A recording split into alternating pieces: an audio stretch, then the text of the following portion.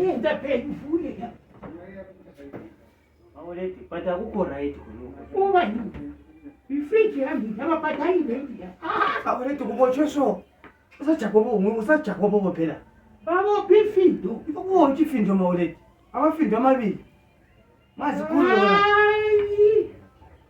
Tata lapha bisala ngiyokhuluma la. Hayi mawulethi. La kubotshwe Abantu kakhulu. ngabo phifindo fakisela fridge yami.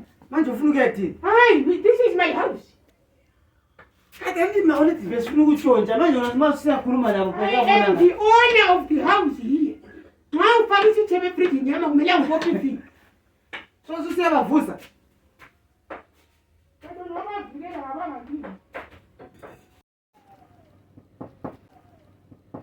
Who's banging my door like a dead guy? That's a violation of my human rights, man. I don't know what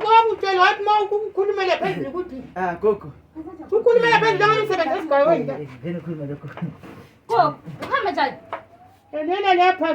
Kata Sonia Maitiko.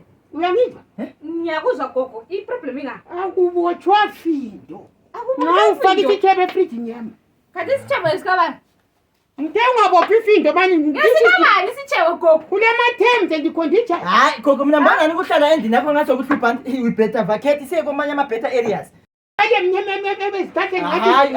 Hayi ngitsho Coco it's wrong kahle kahle ubambele right isajakobo wathi usibola ifindo uyakhumbula ukuthi inyama yethu vele ngithole short Bekufitshana ngathi indlela emsamo lapha. Hayi Coco mina mbona nxa kulothe endini lapho kuhlupha. Hayi utheni Coco. Uyangizwa ukuthi Hayi sakunjalo noma ukufaka isithebe efridge yami amafindo